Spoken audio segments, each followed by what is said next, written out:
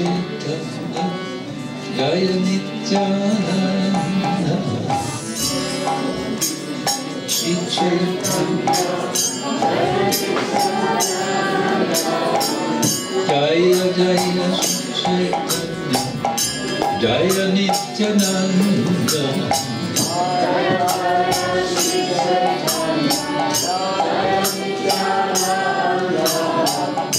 Jaya Krishna Kshetra Jaya Gaur Bhakta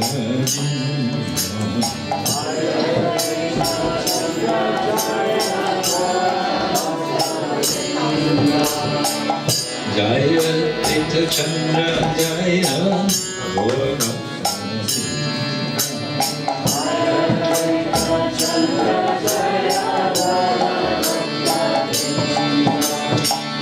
Jaya Jaya Shri Chaitanya Jaya Nityananda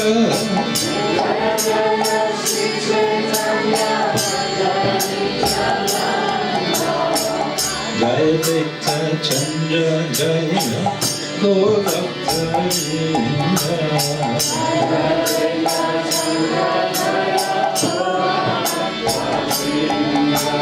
Jaya Jaya Shri Chaitanya Jaya Nityananda Jaya Jaya Shri Chaitanya Jaya Jaya Shri Chaitanya Jaya Nityananda Jaya Shri Chaitanya Jaya Krishna Chandra Jaya Gaur Bhakta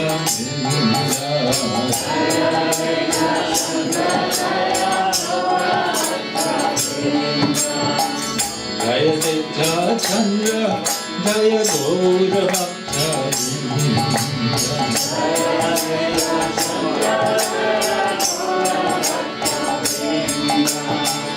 Hare Krishna Krishna Krishna Hare Hare Hare Rama Rama Rama Hare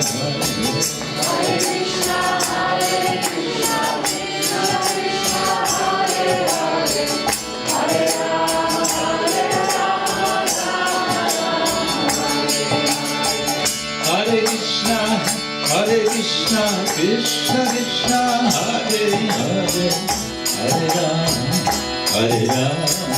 Rama Hare Krishna Krishna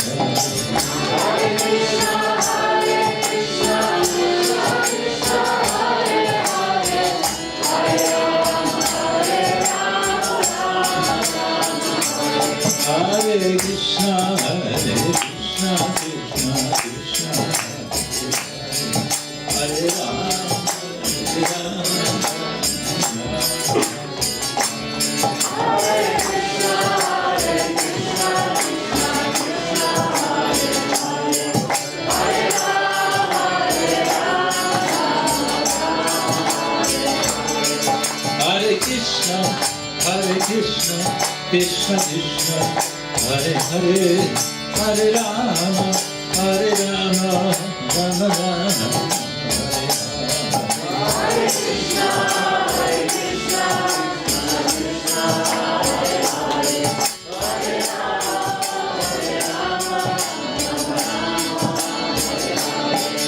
Hari Go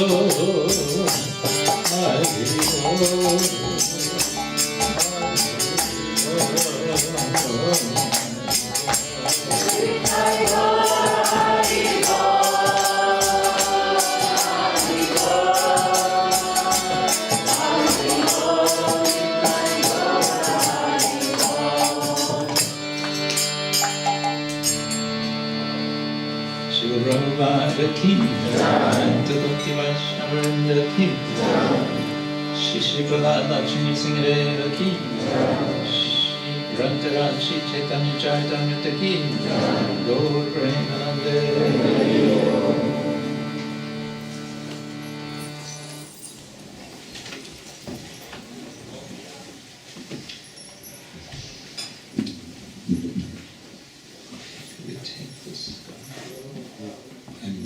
This time. Thank you.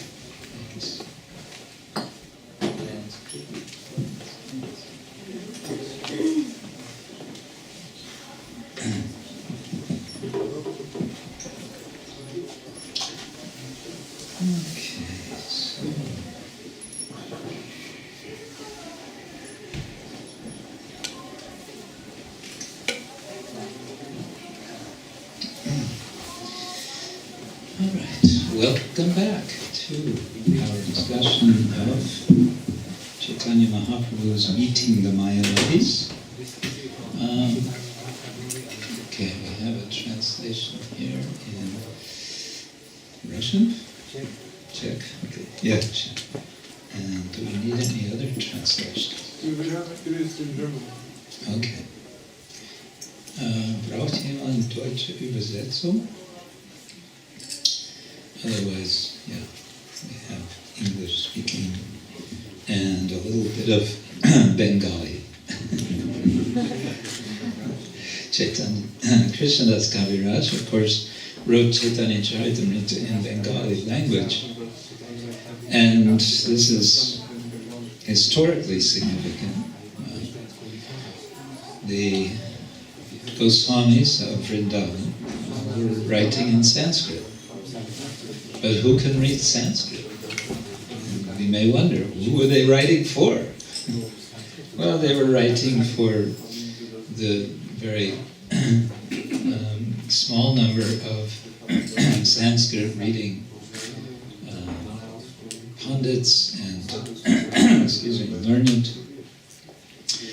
learned scholars, Vaishnava scholars. But they were writing for what they understood was an audience not of the immediate, but for all time. And the language to write in for all time is Sanskrit. But then why write in Bengali? Because the people in Bengal who are followers of Chaitanya Mahaprabhu, or who consider themselves followers of Chaitanya Mahaprabhu, but may actually be having some strange philosophy, they need to read Bengali. Of course, there would be learned Sanskrit readers also in Bengal, but Krishnadas was commissioned by devotees in Vrindavan to write in Bengali for establishing what are the teachings of the Goswamis, which means what are the teachings of Chaitanya Mahaprabhu, to make clear what up until his time was very much a matter of memories and in many cases imagination of devotees. So in Bengal, by the time Krishnadas Kaviraj was writing, which is, he completes the Chaitanya Charitamrita in the year 1615. I believe that's the year that's mentioned at the very end, which means several decades after Chaitanya Mahaprabhu had disappeared. Chaitanya Mahaprabhu disappeared in 1533 or 34. It's generally accepted. So, 70, 80, more than 80 years later, the Vaishnavas in Bengal are receiving, well, no, it would have been some time after he wrote that they would receive his writing. So, therefore Bengali, and therefore he's writing, and one of the subjects he's writing about is what is actually Chaitanya Mahaprabhu's philosophy, what is his theology. And there's very probably been, in those 80-year period or more, a good deal of mixing, matching, mixing in one's own ideas, adding things, adjusting according to whatever one understands locally. So the Goswamis and the immediate next generation in Vrindavan, they know that there's a problem as far as continuing the tradition that Chaitanya Mahaprabhu has established. So therefore, Krishnadas is right here. And it's clear that one particular subject Krishnadas is concerned about, which means the Vrindavan Goswamis are concerned about, is what are people's understanding of Vedanta.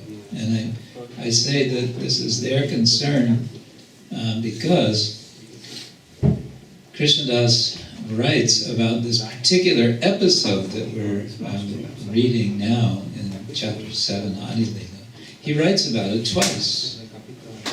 He writes about it here in Adi Lila, and he writes about it again in Madhya Lila, at the end of Madhya Lila.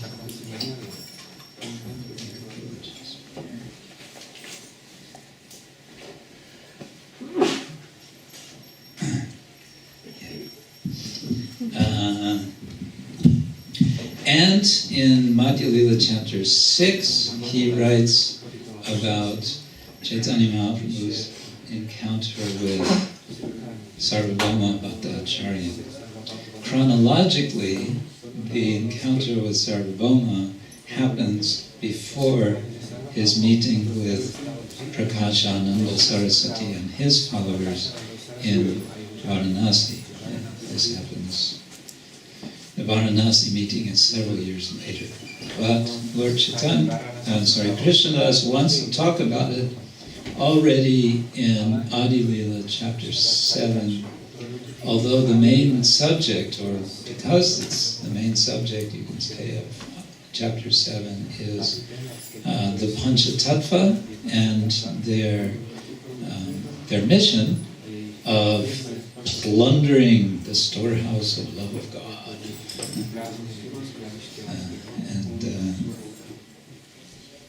In that discussion, he wants to bring out what is this love of... He wants to make the point that this is not what Mayavadis will think. What will they think? They will think, chanting Hare Krishna, oh yes, that's very nice. Nice thing you can do until you reach knowledge of Brahman.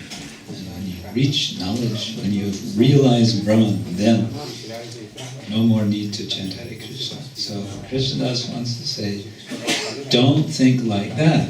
And therefore he's putting this subject here. Okay, so a little review. Well, let's ask whom of you are now here who were not here yesterday for our discussion? Okay, some of you. Well, I can't go over everything, but I just say that we started with Adi Lila chapter 7 around verse 98. And we're basically just reading verse after verse. I've been pretty much skipping over Prabhupada's purports, not because they're not important, but because I want to get some of the cohesive ideas of the verses themselves. And we wanted to set the scene. What is the situation in Varanasi? These sannyasis who are initially very they don't seem to be very nasty. They seem actually quite polite. They're certainly very polite with Chaitanya Mahaprabhu. As soon as they see him, his great effulgence and his humility and his charming speech. We remember we talked about his Mishtavakya, his sweet speech. So all of that made them very open to listen. And then Chaitanya Mahaprabhu begins to speak on Vedanta with verse 106. We got up to about 114, I think.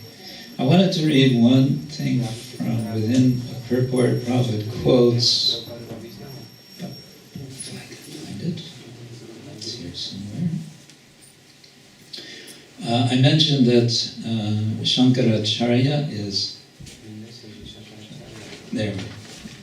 sometimes called covered Buddhist.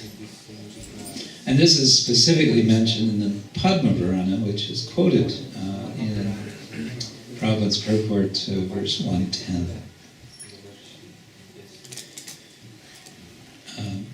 It's 3 verses, and they're spoken by Parvati. No, they're spoken by they're spoken by Lord Shiva to Parvati. And I'll just read the translation. My dear wife, hear my explanations of how I have spread ignorance through Mayavada philosophy. This is Lord Shiva speaking to Parvati. Simply by hearing it, even an advanced scholar will fall down. In this philosophy, which is certainly very inauspicious for people in general, I have misrepresented the real meaning of the Vedas and recommended that one give up all activities in order to achieve freedom from karma. In this Mayavada philosophy, I have described the Jivatma and Paramatma to be one and the same. So that's in a nutshell what is Mayavada philosophy. One way of putting it. Jiva, individual soul, Paramatma, or we can say Atma and Paramatma, one and the same. That's, though I might explain, the word Mayavada is Vada. Vada means, in this context, doctrine. So there are all kinds of Vadas. And doctrines may be, there may be sub-doctrines within greater doctrines. And so, for example, there is Satkaryavada. Satkaryavada is a doctrine which Vaishnavas accept. You may not know it, but you are Satkaryavadins, followers of Satkaryavada. What is Satkaryavada, you may ask? Well, that's kind of another subject, but it basically means the effect of anything is present in its cause. Example, a seed of a tree has within it, potentially, the tree. We can say, therefore, the tree exists in the seed. And of course, this gets expanded, elaborated, specifically with regard to the world, or the universe, creation, the phenomenal world, as effect of the cause, which is understood in Vedanta to be Brahman. Anyway, my point is just the word Vada means doctrine, and Maya means, it's usually translated as illusion, and in this context, that's the general sense of it. It can mean also, more broadly, power. It can also mean mercy. And it can, what's the other, there are other meanings. So, Mayavada is a specific understanding about the nature of Maya and the nature of this world. Essentially, that all phenomena is constituted of Maya. Again, taking the meaning of the word Maya as illusion. So ultimately, this is the idea, according to Mayavada, ultimately all forms, all sorts of variety, all sense of individual beings is ultimately an illusion. And not only all beings in this world, but also the idea of God is ultimately an illusion. This is Mayavada. So you may, from this, understand why Vaishnavas are not happy with Mayavada philosophy and Mayavadi. A Mayavadi is one who represents Mayavada. A yogi is one who practices yoga. Or you sometimes hear scholars, they'll put an N on the end of the word yogi, and they'll say yogin, sannyasin, goswamin. This is a technical grammatic point. They like to use what's called the stem form of these words, but it's just a detail. Okay, so that's Mayavada and Mayavadi, and here we have this little summary in Padma Purana, which is recorded as having been spoken by Shiva himself, Lord Shiva, and it's understood that Shankara, the historically known commentator on Vedic literature, Shankara, also known as Shankaracharya, is an incarnation, an avatar, we can say, of Shiva, and this is his purpose, according to the Padma Purana. We also talked about the idea, Lord Chaitanya said, he made the distinction between Mukhya Vritti and Gona Vritti. Actually, he only used the word Mukhya Vritti. And the general theme here is interpretation. How does one interpret Vedic literature? And we explained that Vedanta is concerned with interpretation of the Upanishads, Vedanta Sutra, and I didn't mention, maybe I did mention, the third scripture which is accepted in Vedanta is Bhagavad Gita. These are called Prasthana Traya, with the three foundations of Vedanta, like a tripod. It's very stable. And so how to interpret, how to understand?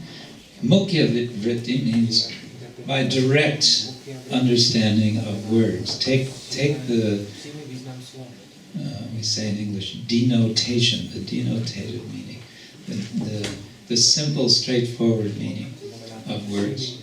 And Gona Vritti means taking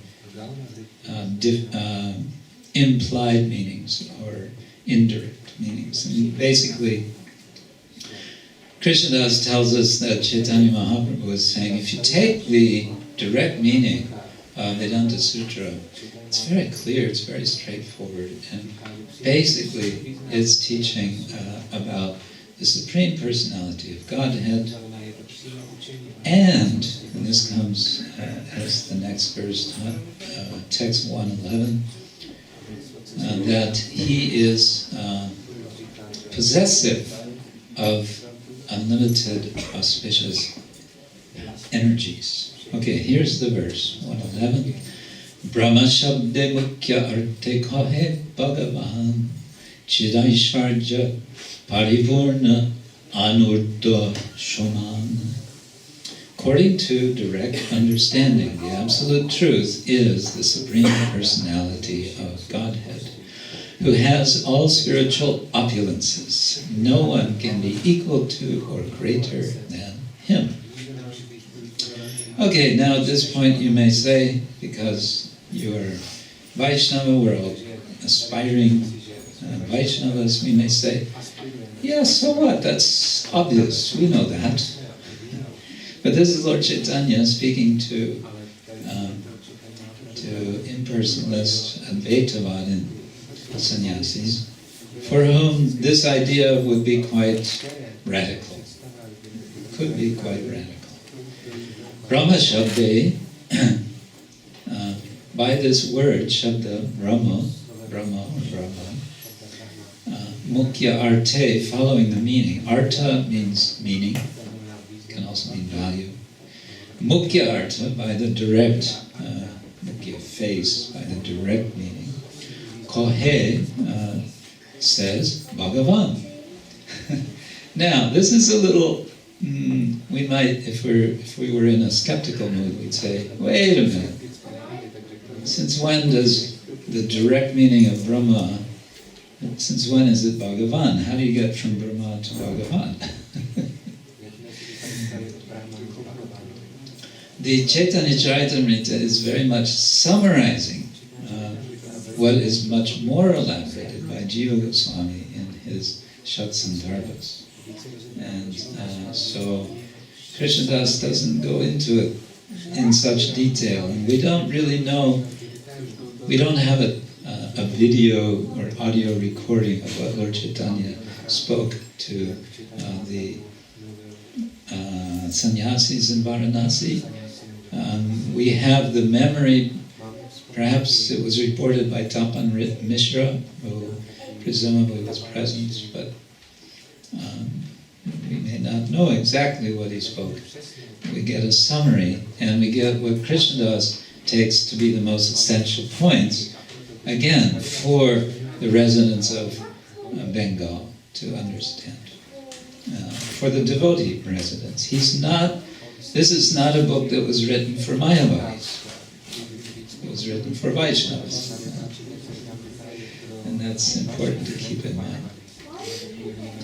Chit Aishvarya Paripurna. This is also a very novel idea, because according to the Upanishads, Brahman is defined as Satyam Jnanam Anantam Brahma. That's it. Satyam, it exists. Jnanam is knowledge. Anantam is unlimited. That's it. For the Mayavadis, Brahman does not possess opulences. Brahman simply is. To say that Brahman possesses something, they will say, means you're speaking of two things. That which possesses and that which is possessed. And that doesn't work. Why doesn't it work? Because Brahman is defined as Satyam Jnanam Anantam Brahma, and that means one single entity. Well, this needs to be explained for Vedantists. This is exactly the point of the problem. How do you get from the one, with a capital O, the one absolute Brahman, to the multiplicity of the phenomenal world? What's the connection? Or is there a connection? Or how do we explain getting from one to many? Actually, this is a philosophical problem. We kind of don't feel like it's a problem most of the time. We don't lose sleep over it, generally. How do we get from one to the many? But this is a philosophical problem, which was also of great concern in the Middle Ages here in Europe. Philosophers, mainly Christian philosophers, were arguing about this. How do you get from the one to the many? What is the relation of the one and the many? Yeah, nowadays we say, I don't know, but who cares? Different philosophical issues arise at different times in history.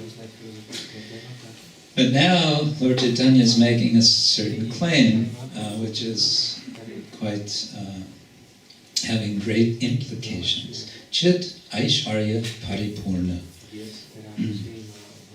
And that this Brahman, which he's defining as Bhagavan, has spiritual potencies. Paripurna is full of spiritual potencies. Okay, well, how do we get from there? Then he says, no one can be equal to or greater than him. Now, this is also relevant for the Mayavadis, because the Mayavada idea is Ekameva Nadvitiya. This is Upanishad statement. Now, the game called Vedanta has certain rules. One of the rules is that the authoritative texts, the Upanishads, must be taken seriously. And they not only need to be taken seriously, but they need to be saying one thing. They need the philosophy needs to be coherent, consistent. Although there are many Upanishads that say many different things, and how to reconcile everything is the challenge of Vedanta. And so when it says Ekameva Nadvitiya, there is one only, there is no second, we get back to this question of interpretation. How do we interpret that? Well, the Mayavadis interpret it quite literally, you could say. Mukhya vritti. There is only one existent, and that is Brahman. Nadvitiya, there is no second. But there's another way to understand that. And that is, if you take the example of a king and his kingdom. So the king is Ekameva, one only. There are not two kings to a kingdom. Nadvitiya, there is no second king to his kingdom. But if he is understood to be a king, to be a king, he needs to have subjects. And so it's not that there is no other being, no other entity, but there's simply no other competing entity. There is one king. So that's the Vaishnava understanding. Tahara vibhuti deha shoba chit akar chit vibhuti achari tare kahe nirakar. Everything about the Supreme Personality of Godhead is spiritual,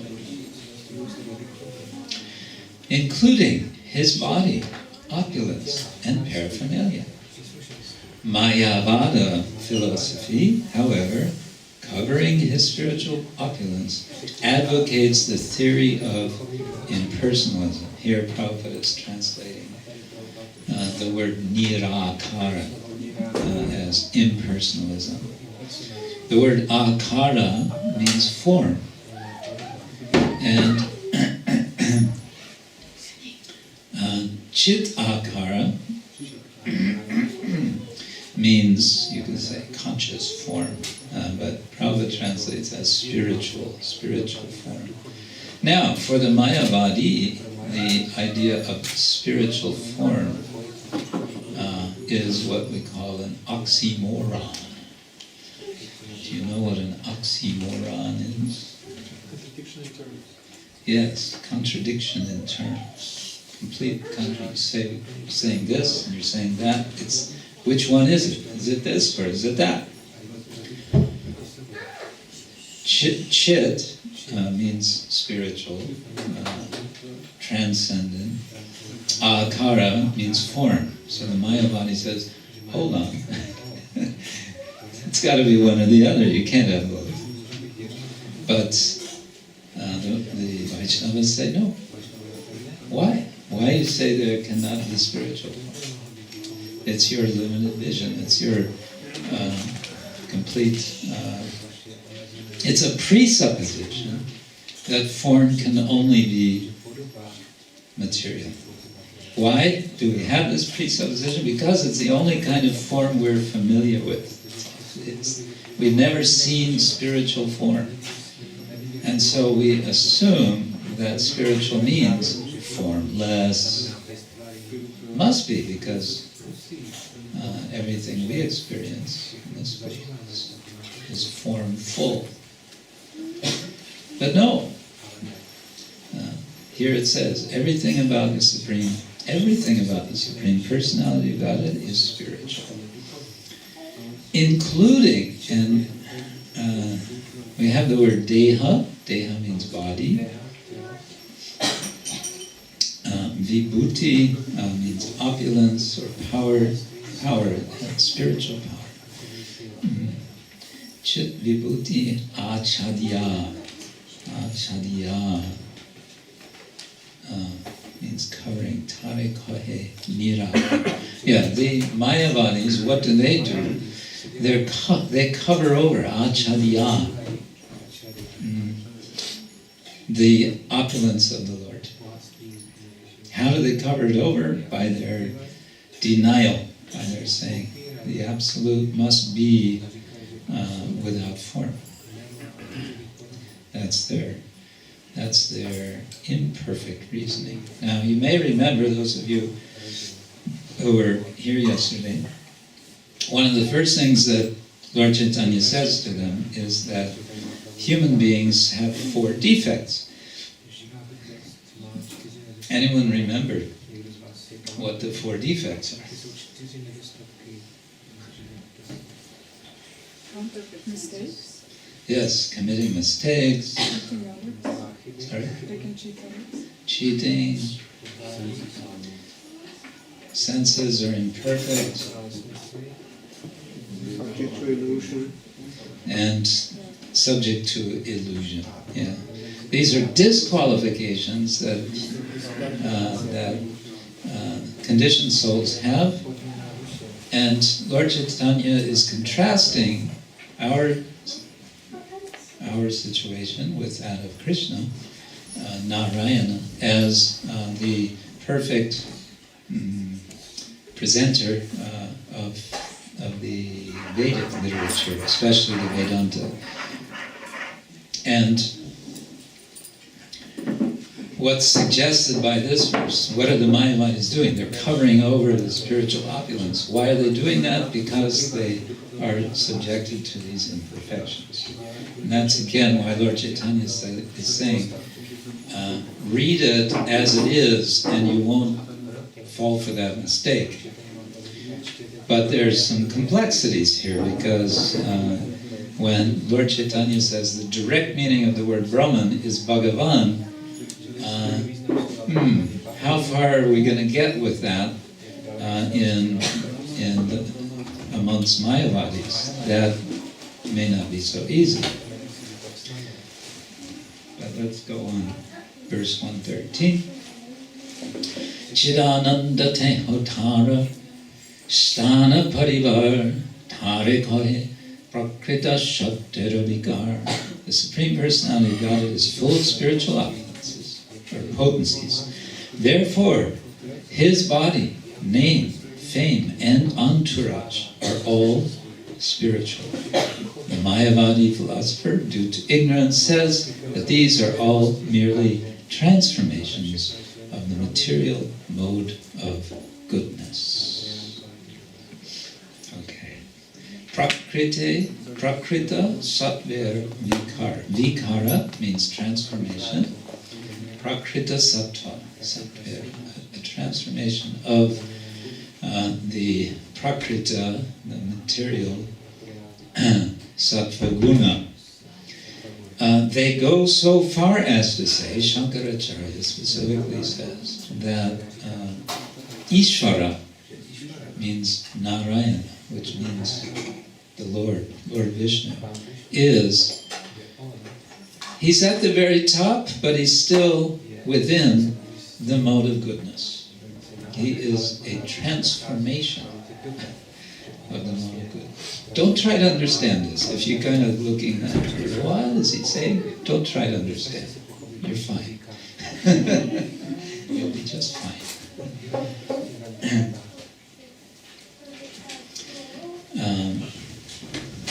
So Chit Ananda Tenhotarasthana Parivara, his entourage and his abode, Sthana, is all Chit Ananda.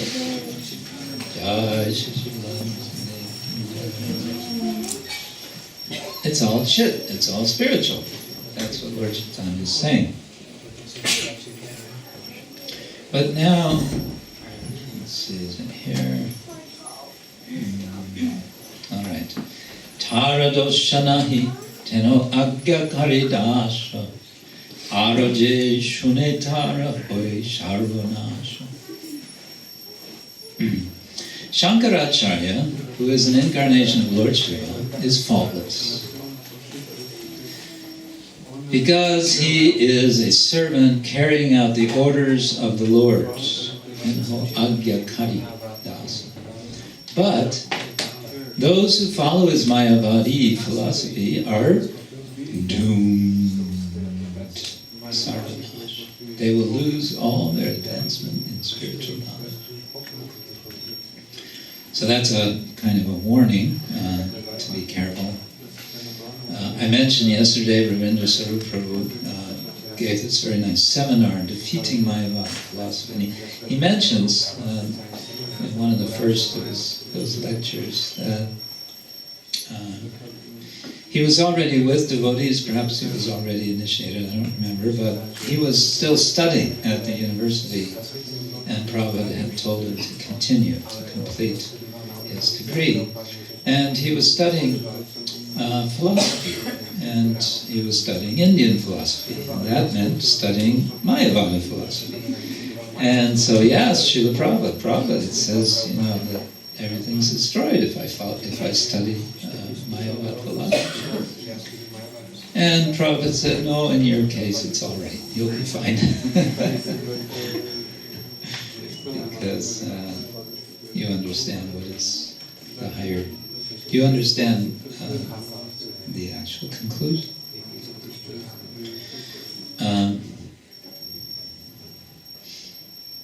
Within this purport, Srila Prabhupada writes about one famous Advaitavadin. He refers to him as a Mayavadi from the 16th century. His name is Sadananda Yogindra.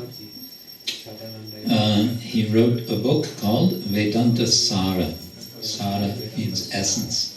So the essence of Vedanta. And this is a book which is commonly used by Advaita Vedantins, by followers of Advaita, as a kind of textbook. They don't so much use Shankara, well, they'll refer to Shankara as well, but the problem with Shankaracharya is it's not systematic. He writes commentarially, which means just as Prabhupada writes his commentary to Bhagavad Gita, one verse after another with commentary. So when you write like that, you cannot really develop systematically a particular philosophical thread of thought. And so they like to study Sadananda Yogindra's book, Vedanta Sara. And so Prabhupada summarizes what they say, what the Advaitavadins say. So maybe I read a bit of this. I'll try not to read too fast for translators. This is in the purport to verse 114. The most prominent Mayavadi scholar, Sadananda Yogendra, has written a book called Vedanta Sara, in which he expounds the philosophy of Shankaracharya, and all the followers of Shankara's philosophy attribute great importance to his statements. In this Vedanta Sara, Sadananda Yogendra defines Brahman as Satchit Ananda, combined with knowledge and without duality. And he defines ignorance, Jada, as knowledge distinct from that of Sat and Asat. Again, don't try to understand this. This is almost inconceivable, but it is a product of the three material qualities.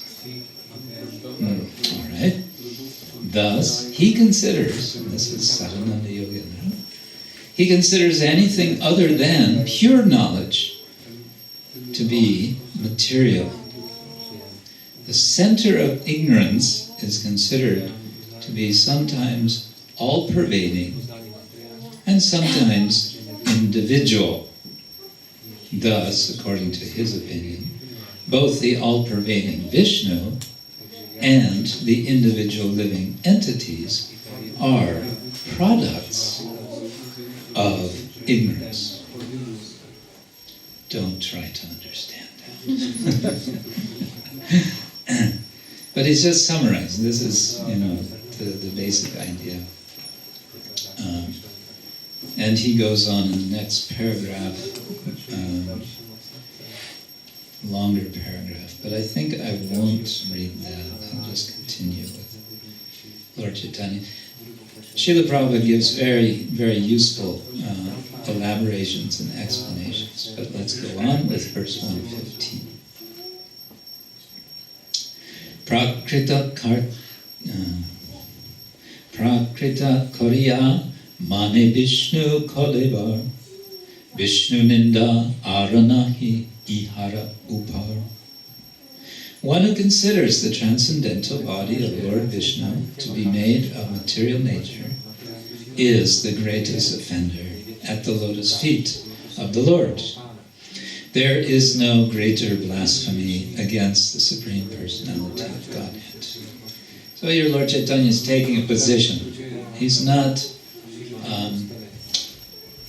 analyzing in any technical way Vedanta philosophy.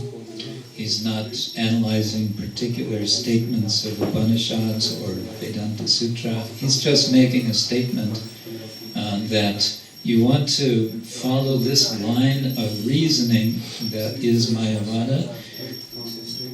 That's a very serious thing. It means Vishnu Ninda. Do you really want to do that?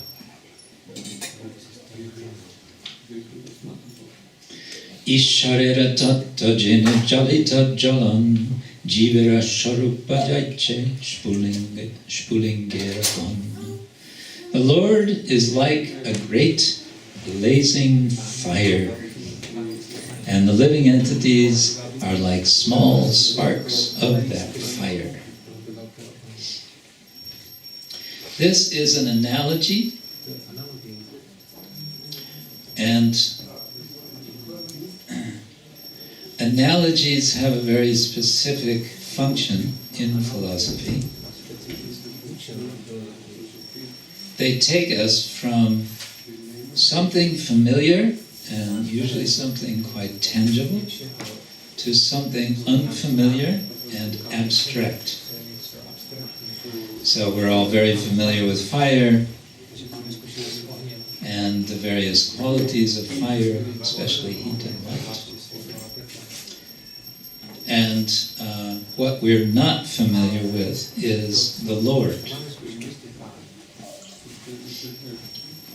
And we're not familiar with the relation of the Lord to the living entities. So, what's the example? The Lord is like a great blazing fire, and the living entities are like small sparks of that fire. So we have a big fire and we have little sparks. Okay. Simple. So what do we understand from that analogy? Anyone want to suggest? Yes. That we have the same nature. Yeah, we have the same nature, the same quality, the same substance, we might say. Though we don't usually think of fire as substance. Yeah. Okay, the next verse. This is going to be developed, this particular analogy is going to be developed, expanded on very much by Jiva Goswami in his Shatsandargas. Jiva Tattva Shakti Krishna Tattva Shakti Man Gita Vishnu Puranadi Tahate Praman. The living entities are energies, not the energetic.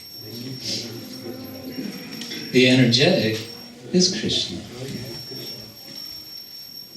This is very vividly described in the Bhagavad Gita, the Vishnu Purana, and other Vedic literatures. Now, a skeptic at this point might immediately blow the whistle and say, hold on, there's a problem here. What's the problem? Anyone? Any ideas? You're looking for differences in absolute. No. I'll read again. The living entities are energies, not the energetic. The energetic is Krishna. This is very vividly described in the Bhagavad Gita, the Vishnu Purana, and other Vedic literatures. Puranas are not considered the Kshetra.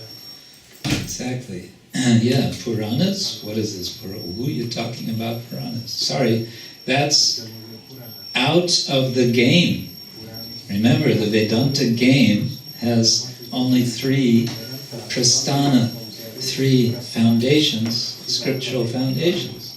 What are these 3?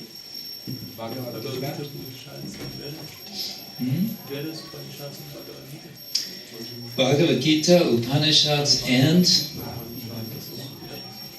Vedanta Sutra, or Brahma Sutra. Yeah. Now he's bringing in Vishnu Purana.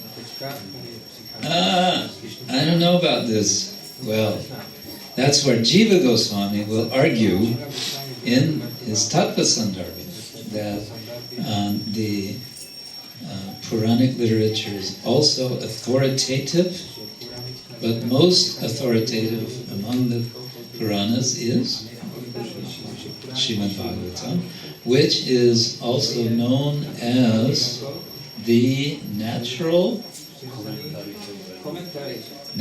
commentary on Vedanta Sutra. Yeah. Then Bhagavad Gita is subject to interpretation. Everything is subject to interpretation. That's the whole game. Vedanta is an interpretation game.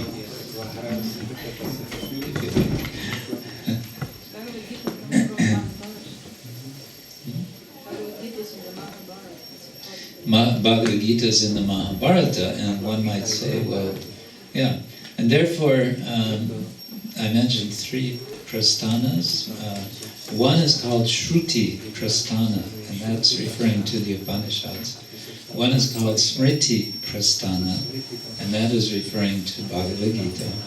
And the third is called Nyaya Prasthana, and that's referring to Vedanta Sutra. Yeah, gets a little technical sometimes. Anyway, now there's going to be some quoting from the Vishnu Purana, which is not a problem for the Vaishnavas, but we need to be aware that, for a strictly speaking, a follower of Shankara, he might object.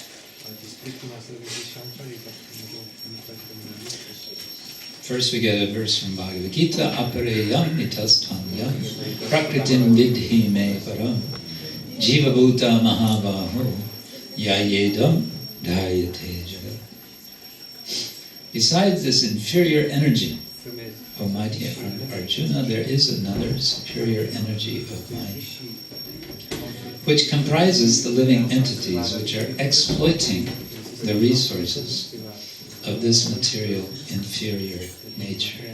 So in this Sanskrit, in this verse, we have prakritim and apareyam, apara-iyam. This apara, inferior energy. Itaha, from that, other than that, anyam, there is another prakriti. And what is that? It is param. And what does it consist of? Jiva bhutam. It consists of the jiva. But the Mayavadi will turn around and say, hold on, jiva bhutam. It's in the singular. It's grammatically in the singular case. Not singular case, singular number. Jiva bhutam. It doesn't say jiva bhutani, it says jiva bhutam. It's only one. Gotcha. And so it goes, as he said, there's different ways the Bhagavad Gita is interpreted, and Shankara also wrote a commentary on the Bhagavad Gita.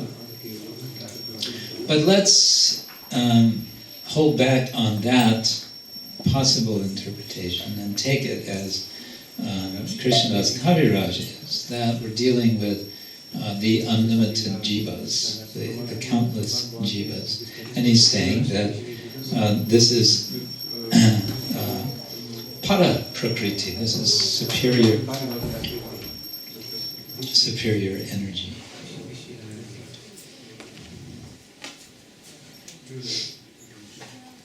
And then we have a verse from Vishnu Purana. Vishnu Shakti Para Prokta Kshetra Gyakya Tata Para Avidya Karma Sangyanya Tritiya Shakti Rishyate. The potency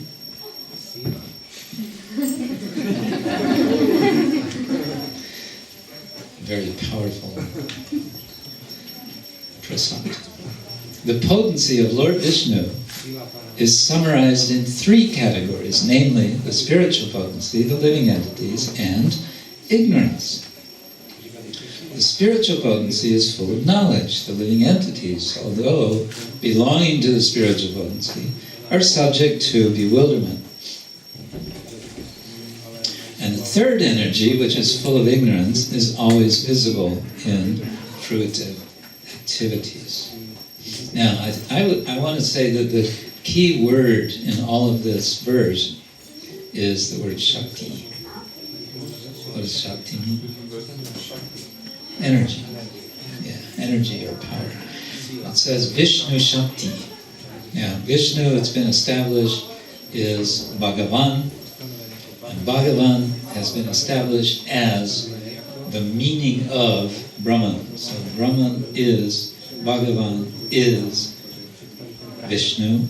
And Vishnu, here is the claim, has Shakti, has power. And that is significant because, as I said, the Mayavadis is Brahman, power? No, we don't talk about power in relation to Brahman. That's, we don't take it like that.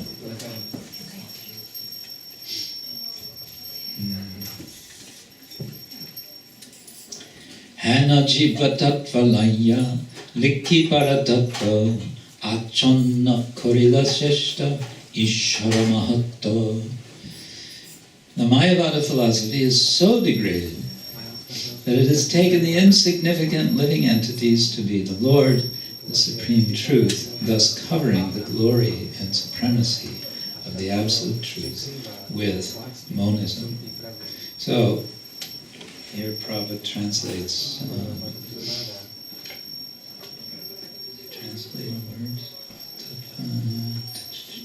Anyway, Prabhupada uses the word monism. Some will prefer to speak of non-dualism rather than monism. Some will say, well, that's no real difference. I had a professor at Oxford who said there's a big difference. We shouldn't use the word monism. It's non-dualism. Anyway, that's professors for you. They get very worried about things like that. Very nice professor.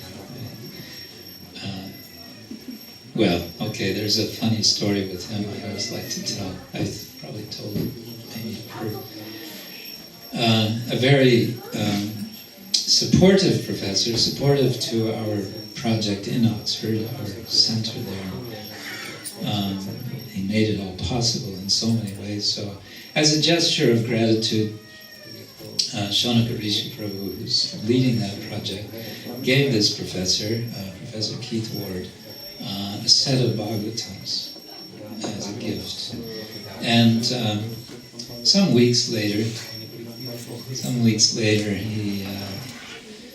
he met Shonaka and he said, "Oh, I've been reading the Bhagavatams. Very interesting. I started in Canto 1, and I was reading verse after verse, and I was reading the purports. And then I read in one purport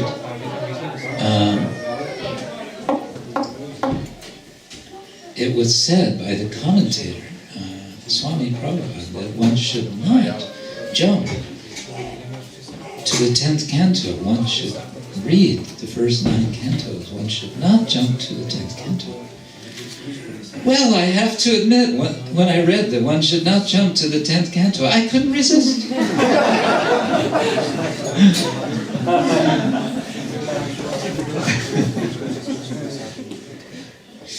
Yeah, anyway. What to do? Prabhupada also made that possible. He wrote the Krishna book, so anyone can jump to the 10th canto immediately.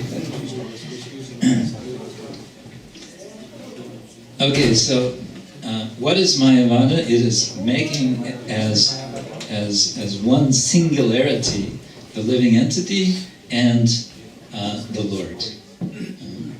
And therefore we hear people saying, I am God, you are God, we are all God. This is, it's very, I'm sure you've all met people who say that, and it may well be that some of us have said that in the past, before we met devotees. Yes, I am God, why not?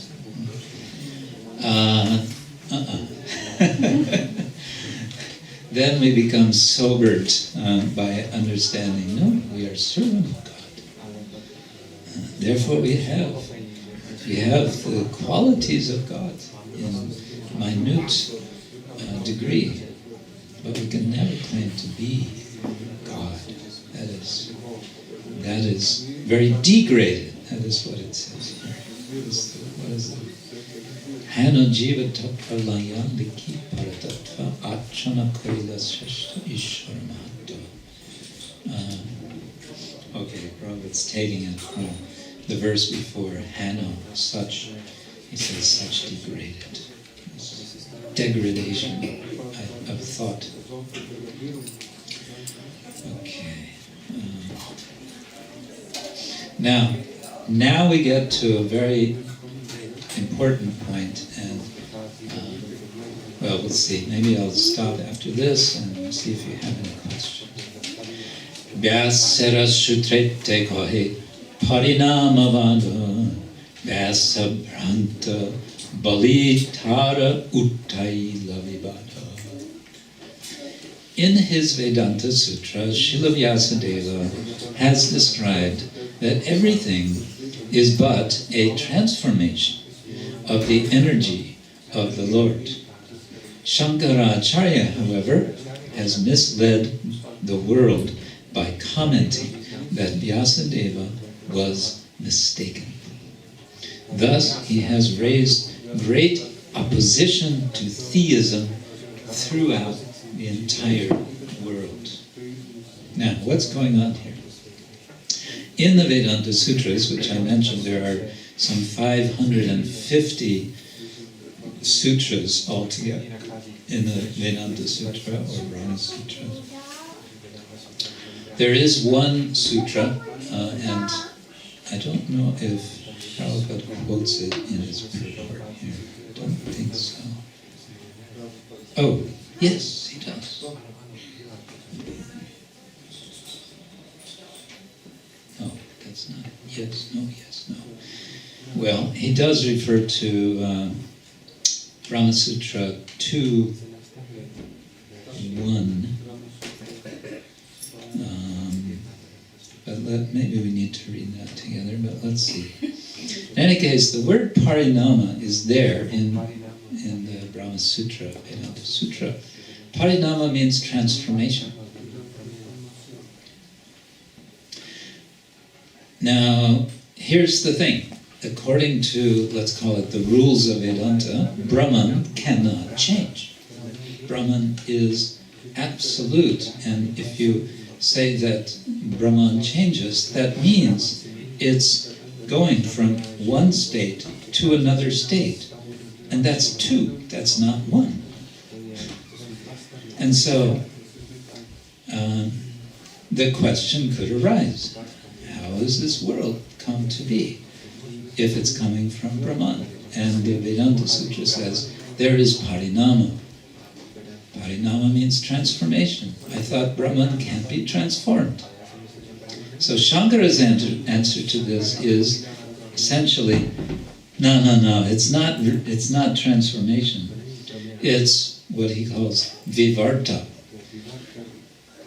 Vivarta means illusion. It means imposition. It means something appears to be something else. And the famous example of this is one you've probably heard, that of the rope, which appears to be a snake. That analogy is given in the Upanishads, and Shankara gets a lot of mileage out of it. He likes that. He likes that example. So what Lord Chaitanya is saying here is that Shankara is saying that Vyasa made a mistake.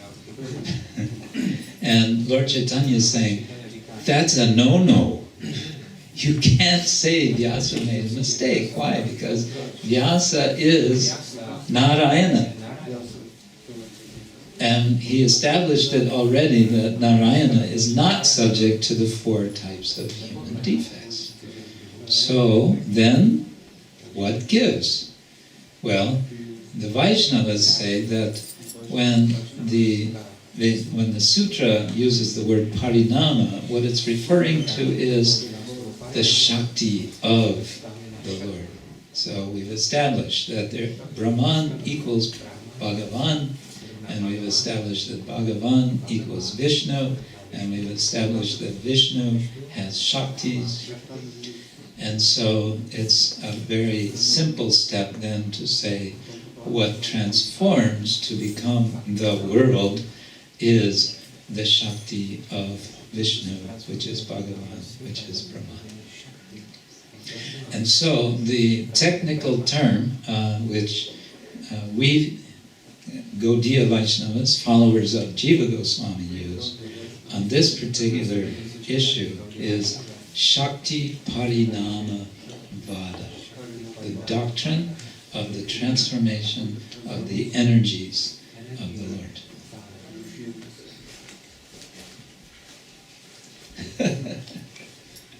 So what this does, you may say kind of like, yeah, so what? Well, what it does is it preserves Brahman as being unchanging, and it recognizes the world as being not simply illusion. Mayavadis says the world is illusion, doesn't exist. So anything you're doing in this world must also be illusion. No, we don't buy that. Why? Because we say the world is. It is real to that extent that Brahman is real. And Brahman is real. If Brahman's not real, then, there's nothing to discuss. And that's where the Buddhists come in. They say, what is your Brahman? What is this Brahman? What are you talking about? No such thing. They can be more difficult to deal with, because they won't even agree to discuss on the basis of Upanishads. That's another subject. Right, okay. That's giving a preliminary sketch of what's going on in this portion of the chapter. As I said, again, it comes up in the chapter 6 of Madhya Lila with Sarvabhauma Bhattacharya, and it comes up again in chapter, I think, 24, 25, the last 2 chapters of Madhya Lila, which is actually the same event as is being described, summarized here. Okay, maybe I should just ask if anyone has a question about any of this. Does any of this make any sense? Yes. they must have a good argument, because if they say there is one, Brahman and illusion, it makes two. Yeah. So what's the argument? Anirvachaniya. Anirvachaniya means cannot be described, cannot be articulated. They say that Maya is neither sat nor asat. Well then, what is it? Either something exists or it doesn't exist. No, Maya is, it's not like that. Huh? No, well, it's illusion, yeah, it's illusion. But the question is, where is the locus of this illusion? Who is in illusion? If they say it's the jiva, then you can say, hold on, I thought you said the jiva is illusion. So you're talking about a double illusion. A jiva who is in illusion. An illusion which has an illusion. Bling. Doesn't make sense. A double illusion, so that means, what does that mean? And if you say that Brahman is the locus of the illusion, that's against the rules. Brahman is Satyam Jnanam Anantam Brahma. It is Satyam, it is existent, and Jnanam and Anantam. So that doesn't work either. So where is this? What is it and where is it? Maya and avidya, these two terms are used by Shankaracharya somewhat interchangeably. And his kind of last resort defense is, it is anirvachaniya. You can't really say what it is, but it is. He says we need to, yeah, in a sense he says we need to postulate such a thing in order to explain what we all experience, multiplicity. That's the step that he takes. Yeah. Why is it then so dangerous to read Mayavadi philosophy? Obviously there is an element of faith. You have to accept something which logically doesn't make sense. It's not so dangerous when we present it in the very summarized way that we're doing now. But of course, these discussions of the of Advaita Vedanta go on and on and on and on, literally for centuries. I mean, there was Shankara, and then there were people commenting on Shankara because they saw that there could be some gaps, some problems with what Shankara said, so they tried to fill the gaps. And then along come the Vaishnavas. Ramanujacharya first is the main Vaishnava commentator after Shankara in the 11th, 12th centuries.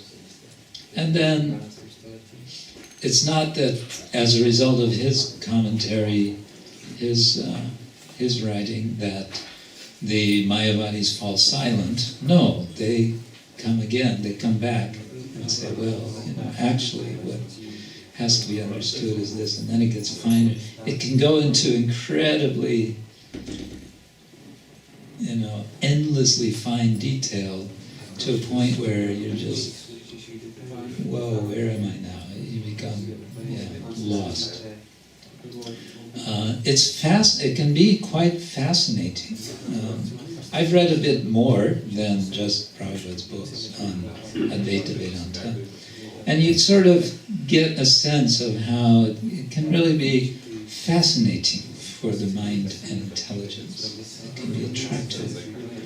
And you can sort of imagine how someone would go into this vortex, so to say, non-dualism. Now, Ramanujacharya presents what, after Ramanuja, comes to be called Vishishtadvaita. He doesn't give up the idea of Advaita, non-dualism, but he says that it is qualified non-dualism. Within the one, he says, there are two principles. One is Chit and the other is Achit. Chit are the living beings. Achit is anything material. And he uses other analogies to illustrate his understanding. He identifies Brahman as the soul of the universe, in which the universe can be understood as the body of the Lord. Again, it's an analogy. He says, just as the soul, the self, the Atman, is in the body of the living being, and that body is functioning because of the presence of the soul. Similarly, he says, the universe and the Lord's, Brahman, Bhagavan, he equates, of course, can be understood in this way. After Ramanuja came Madhva in the 12th, 13th centuries, and Madhva was not happy with Ramanujacharya's holding on to Advaita. Even Vishishtadvaita wasn't good enough for him, and so he established Dvaitavada, dualism. And the Dvaitavada of Madhva is quite interesting, because it's radical in a way which is similar in spirit almost to the radical non-dualism of Shankara.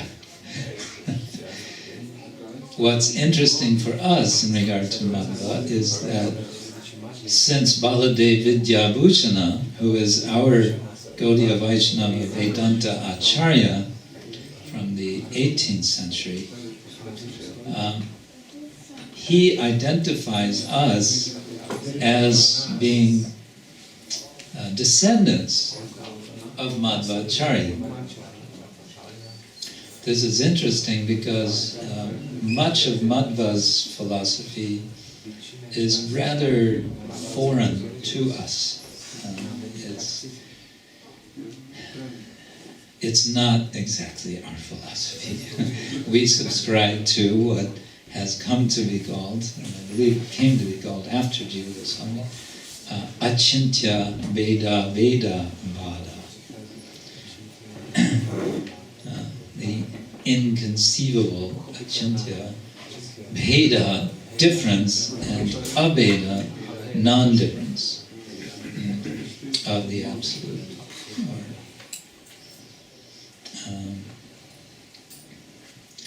And indeed, in Achintya Veda Veda, there is room for accepting that this world is indeed illusion.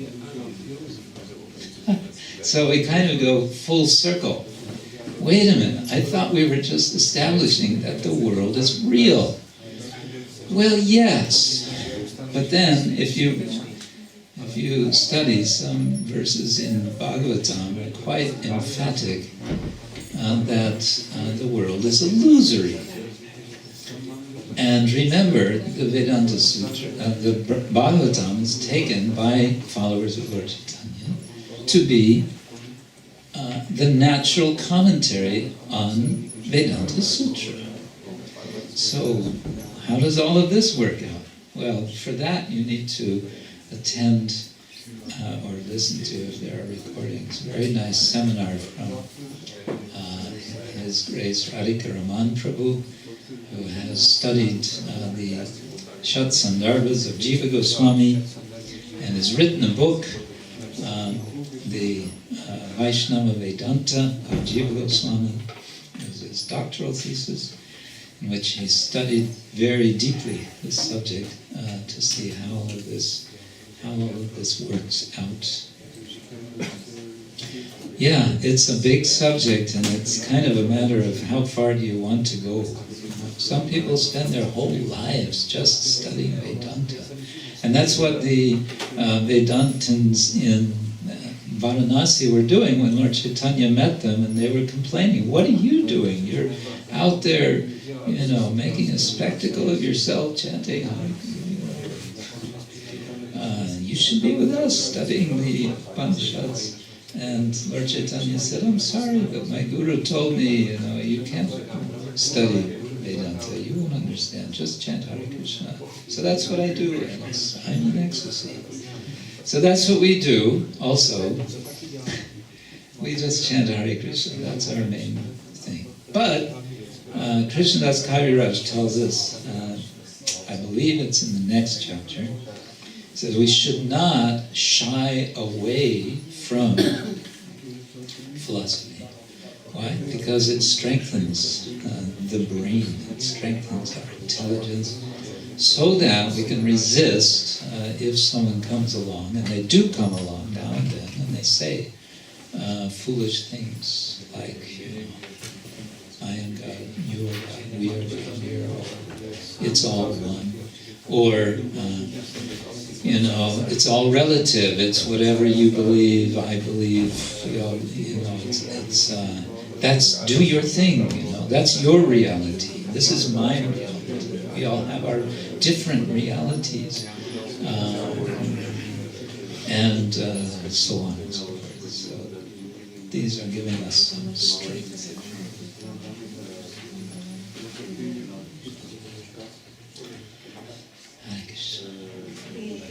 I think we need to chant Hare Krishna for 2 minutes to recover from all of that stuff. Oh, okay. I remember yesterday you told that Acharya accepts Yeah. Well, yes. It's just a good start position. Is it a good start position? Yeah, it kind of depends who you're talking to. It's a good starting point to say, well, Shankara accepts Bhagavad Gita, he comments on it, and let's have a look at what it says in the Bhagavad Gita. It's true, many might not even be aware that he accepts Bhagavad Gita. And Prabhupada often quotes Shankara as saying, Narayana is the Supreme Personality of God. Yes, he says it like that. He is something Narayana avyakta. He is beyond, I forget the verse, or the sutra. Anyway, he says it like that. But, you go a little deeper to see what he understands by Narayana, and you go, ooh. Oh, thank you.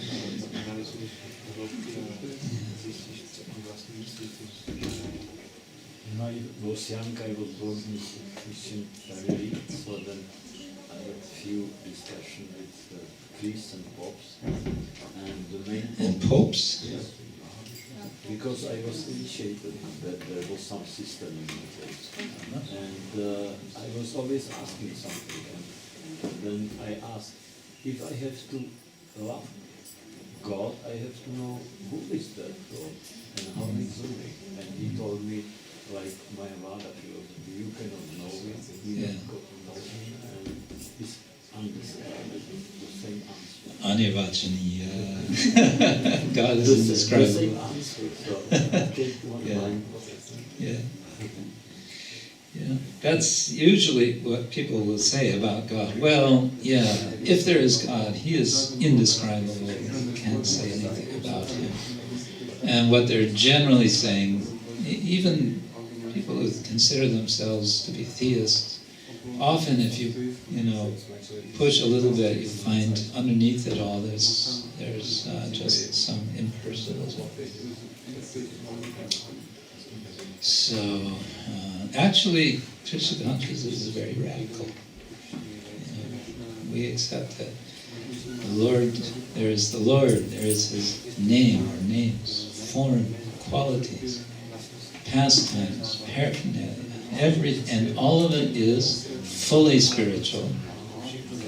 And any engagement that we have with the Lord in service is fully spiritual.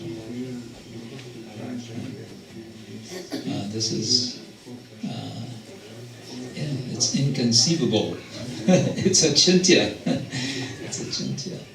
But by engaging in service, this is our philosophy, is that by engaging in service, we realize, we understand God through service to God. That is called yoga. Yoga means connecting. And the connection is made not by just thinking about God, but serving, simply directly serving. And Prabhupada says, when we chant Hare Krishna, we are directly serving the Lord. We understand we serve through the mercy of our spiritual master, and so on. But still, the name is the Lord, so when we chant Hare Krishna, we are directly connecting with the Lord. If we're directly connecting with the Lord, we are realizing the Lord. We chant Hare Krishna. This is the vocative form. Sanskrit grammatical is vocative, which means you're directly addressing the person that you're speaking the name of. All right, I think our time is up, and you've all been doing lots of sitting and listening all this day and yesterday. So all glories to your listening powers and your patience. And yes, thank you all very much. Shri Chaitanya Charitamrita ki, Srila Prabhupada ki, Shri Chaitanya Mahaprabhu ki, Shri Nrsingadeva ki, Gaur Premananda. Krishna Kshetra Swami.